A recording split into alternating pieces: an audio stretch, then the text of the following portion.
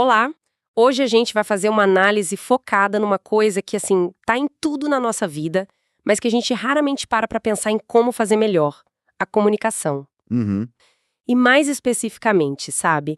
Aquela diferença gigante entre só falar e realmente se conectar com as pessoas. totalmente. A nossa base aqui são trechos do livro Todos se comunicam, poucos se conectam, do John C. Maxwell. Um clássico sobre o tema. Exato. E a ideia é ir fundo no porquê essa conexão é tão vital para influenciar, para ter sucesso, para ter relações mais fortes, sabe? Vai muito além só das palavras que a gente usa. É isso aí. E o Maxwell, ele abre o livro com uma situação que, nossa, acho que muita gente já viveu. Uma ligação internacional péssima com o autor indiano Sanjit Varghese. Lembro dessa parte. A conexão caía sem parar. E ele usa isso para uma pergunta muito boa. A gente sabe quando a ligação do telefone cai, né? Mas será que a gente percebe quando a nossa conexão com as pessoas falha no dia a dia? É uma ótima provocação para começar. E a tese central do Maxwell que a gente vai explorar aqui é que essa conexão não é tipo um dom mágico. Ah, que bom. É, né? É mais uma habilidade que, olha, dá para aprender. Nossa conversa vai girar em torno das ideias dele sobre como identificar essa conexão ou a falta dela e, mais importante, como cultivar isso de forma intencional. Intencional, essa é a palavra. Porque, no fundo, é isso que transforma a simples troca de informação em algo significativo de verdade. E a necessidade disso parece, nossa, grita hoje em dia. A gente vive uma avalanche de comunicação. É muita coisa. O Maxwell menciona uns estudos que falam em, tipo, 35 mil mensagens diárias bombardeando a gente. E nós mesmos, falando, umas 16 mil palavras por dia. É palavra pra caramba. Dá pra encher um livro de 300 páginas toda semana.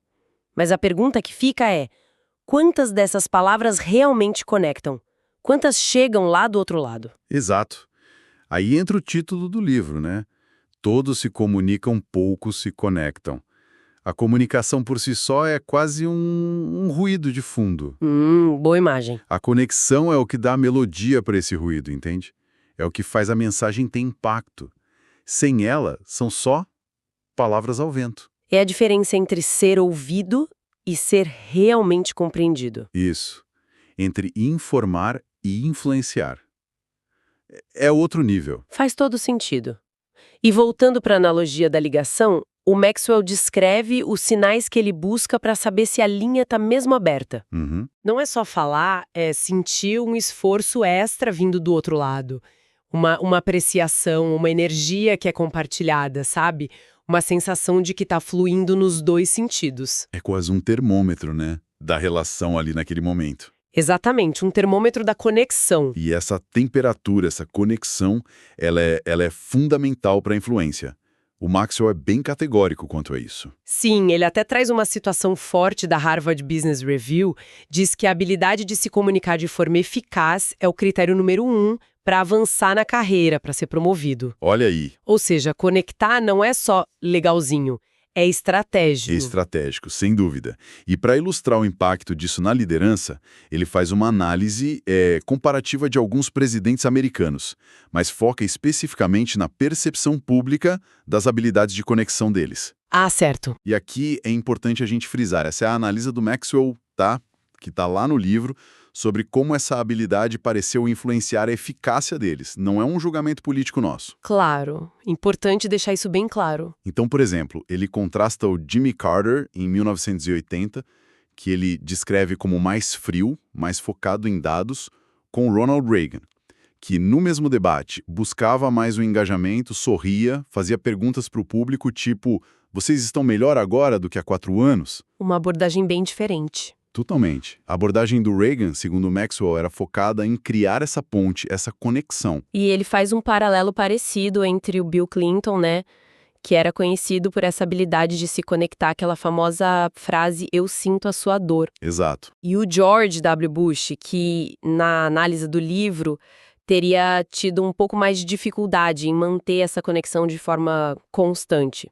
Com algumas exceções, claro, como depois do 11 de setembro. Sim, e a análise do Maxwell sugere que essa capacidade, ou a falta dela, né, de se conectar, teve um impacto real na percepção da liderança e na eficácia percebida. Entendi. Mas ele não limita isso a presidentes, não. A conexão é vital em qualquer área.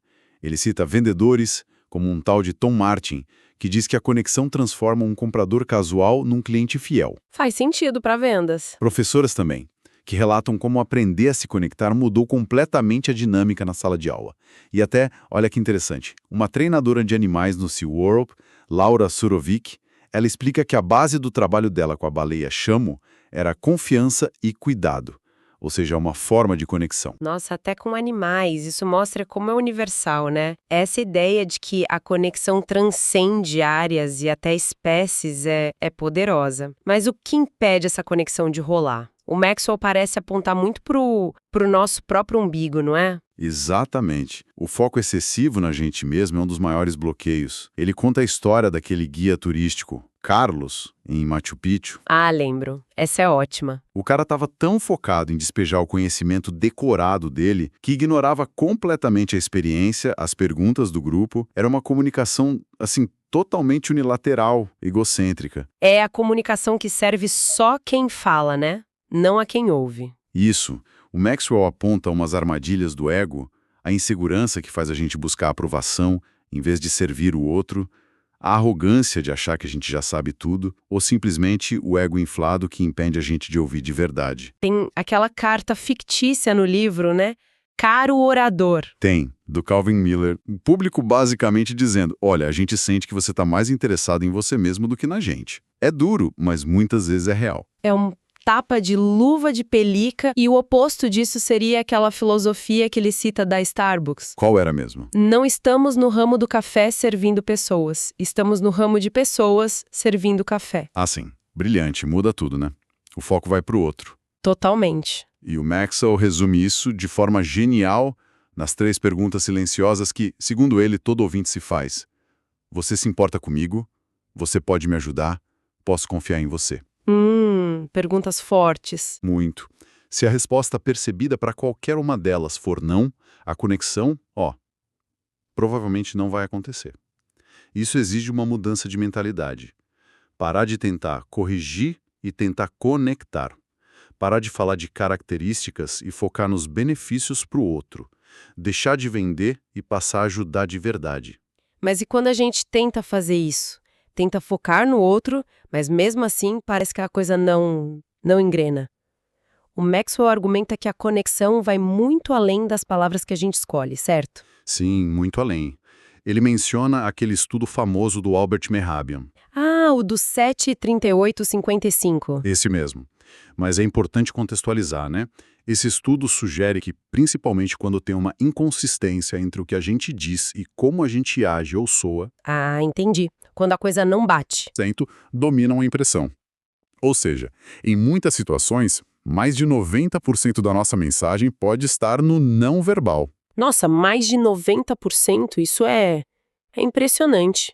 Então, como a gente transmite a mensagem importa tanto quanto o que a gente diz. Precisamente. O Maxwell usa os ensinamentos do Howard Hendricks para dividir a comunicação em 3 componentes: pensamento, o conteúdo intelectual, o que a gente sabe, emoção, o que a gente sente sobre aquilo, e ação, o que a gente faz a respeito, a parte volitiva, da vontade. Pensamento, emoção e ação. Isso. Uma comunicação eficaz integra os 3. Se falta emoção, soa frio, sem paixão. Se falta pensamento, soa raso, sem fundamento. Se falta ação coerente, aí soa hipócrita ou mecânico, sabe? Entendi. Isso leva àquela ideia de ser a mensagem, né? Não é só entregar um pacote de informação, a gente precisa estar ali de verdade. Exatamente. O Maxwell fala sobre o esforço dele de viver o que ele prega nos livros, buscando essa coerência. E essa coerência transparece muito no não verbal. Ele fala sobre coisas práticas. Eliminar barreiras físicas tipo mesas ou púlpitos que criam distância. Sim, quebrar a barreira. A importância da energia que a gente projeta. Ninguém se conecta com alguém apático, né? O contato visual, a postura aberta. A Sonia Hamlin, que ele cita, diz que os primeiros 7 segundos são cruciais. 7 segundos. É muito rápido. Rapidíssimo. Neles, a gente comunica segurança, sinceridade, conforto, ou o contrário. Por isso que eliminar tiques nervosos, por exemplo, é tão importante. Se gravar falando pode ser um choque, mas ajuda a identificar essas coisas. Lembro da história dele perdendo a vaga no time de basquete. Não por falta de habilidade, mas porque o técnico achou que ele andava sem energia. Pois é. Parece bobagem, mas marcou ele sobre a linguagem corporal. E depois, aquela descoberta de que palestrar sentado num banquinho por causa de uma lesão deixava ele mais relaxado e conectado. Pequenos ajustes físicos que fazem uma diferença enorme. E tudo isso focar no outro, alinhar pensamento, emoção e ação, cuidar do não verbal exige uma coisa fundamental: energia. Conectar-se não é passivo. É um ato que demanda esforço deliberado. A energia. O exemplo que ele dá do retorno à igreja em Hilam, onde ele começou, é muito forte nisso, né? O nível de energia que ele investiu para se reconectar com aquelas pessoas depois de décadas. Nossa, aquilo é um caso de estudo sobre investimento energético na conexão. Ele não chegou lá e fez um discurso genérico, qualquer coisa. Não mesmo.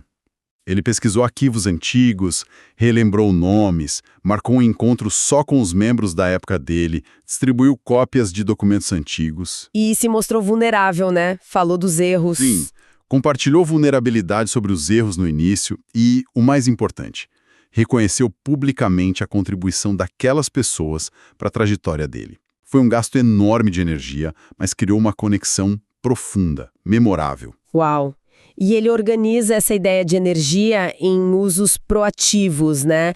Quais que se destacam mais para você? Ele lista 5, mas acho que alguns são, assim, particularmente contraintuitivos ou essenciais. A iniciativa é um deles. Tomar frente. A conexão raramente acontece por acaso. Alguém precisa dar o primeiro passo, ser o catalisador. Aquela regra dos 3 metros do Sam Walton, do Walmart, é um exemplo simples. Tomar a iniciativa de cumprimentar quem está perto. Entendi. O outro ponto é a clareza, que envolve preparação. E não só do conteúdo, viu? Preparação mental e emocional também. Conhecer a si mesmo e o público. Isso gasta energia antes mesmo da interação começar. A preparação como um investimento de energia. Interessante isso. Faz sentido. Exato. E tem a paciência. Às vezes, conectar significa ir no ritmo do outro. Isso pode ser frustrante, pode drenar energia, mas é vital. O altruísmo, focar em doar valor em vez de só tomar atenção ou energia do outro, também é chave. Ser um doador. Mas o ponto que talvez seja o mais negligenciado e, para mim, o mais crucial é a recarga. Ah, sim. Isso é super importante. Reconhecer que a gente não é uma fonte inesgotável de conexão, né? Justamente. O Maxwell é muito honesto sobre isso. Conectar consome energia. É desgastante, sim. E por isso, identificar o que drena a nossa energia e principalmente o que a recarrega. O que te dá gás de novo. Isso. Seja caminhar, passar tempo com a família, ler, ouvir música, o que for. Isso não é luxo, é manutenção essencial. Sem recarga, a energia para se conectar genuinamente, acaba. É a bateria social, né? Exato. Talvez seja a lição mais prática dessa parte sobre energia. Cuide da sua bateria para poder iluminar os outros. Nossa, isso muda a perspectiva. Não é só sobre o que fazer na hora da interação, mas como gerenciar a própria capacidade de interagir. Agora, essa habilidade toda, essa energia, essa técnica, isso nasce com a pessoa ou se desenvolve? Porque muita gente pensa, fulano nasceu comunicador, né? Essa é uma questão central que ele aborda. O Charlie Wetzel, que escreve com o Maxwell, ele diz que a eficácia do Maxwell vem de confiança, autenticidade, preparo, humor e de honrar as pessoas. Características admiráveis. Sim, mas o próprio Wetzel lembra do primeiro sermão desastroso do Maxwell, que durou 55 minutos. Sério? 55 minutos, imagina! Pois é. Ou seja, não foi sempre assim. O Maxwell cita o Emerson. Todos os grandes oradores foram péssimos oradores no início de suas carreiras. A visão dele é clara. Conectar-se é muito mais habilidade do que talento natural. Ufa! Então é algo que a gente pode aprender e melhorar. Que alívio! Com certeza. O Maxwell identifica fatores que ajudam as pessoas a serem ouvidas e a se conectarem, e que podem ser cultivados, como construir relacionamentos, ganhar credibilidade por associação ou confiança prévia, desenvolver percepção e sabedoria, ser ouvido por ter algo valioso a dizer. Falar com propriedade. Isso. Demonstrar paixão à energia da convicção é contagiante. Aprimorar a habilidade técnica em si, claro. E mostrar humildade e vulnerabilidade. As pessoas se conectam com quem é real, com quem superou desafios. Gosto disso, ser real. A chave é identificar quais desses pontos são os nossos fortes e usar isso intencionalmente para criar a ponte. Entendi.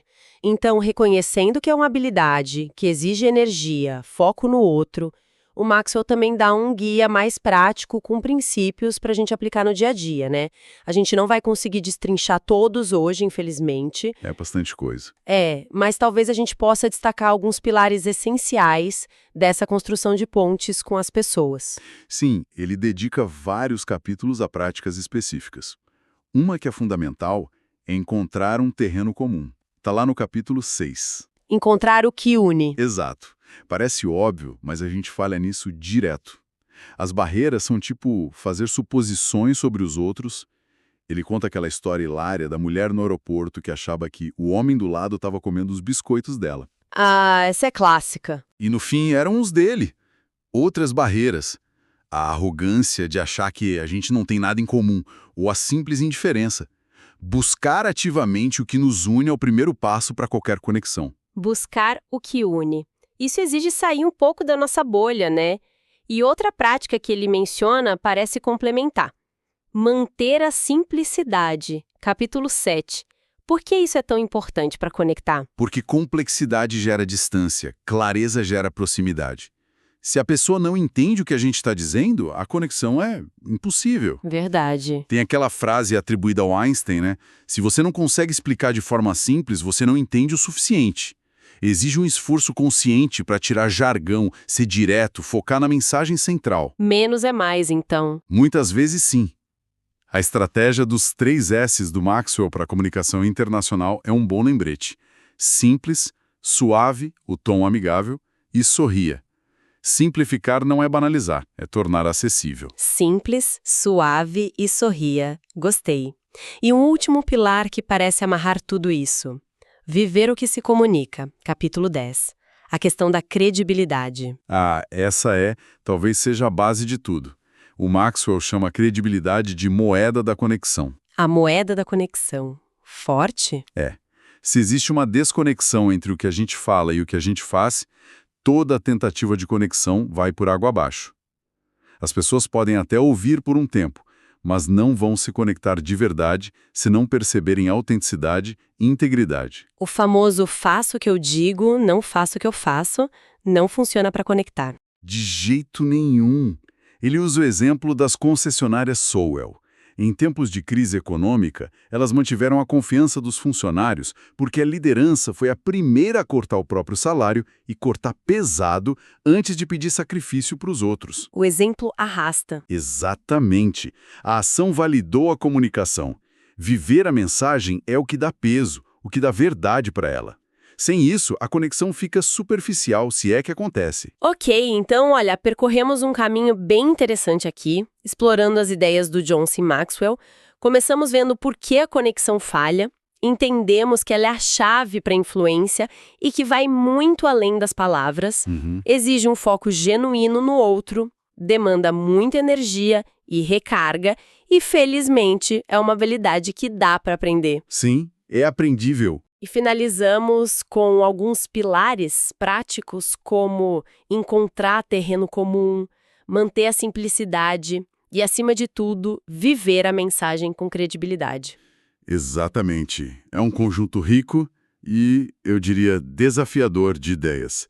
E, talvez, conectando isso com a busca por conhecimento de quem está nos ouvindo, uma reflexão final possa ser útil. Manda. Pensando em todas essas dimensões da conexão, ouvir ativamente, focar no outro, ser vulnerável, investir energia, achar pontos em comum, ser simples, ser autêntico.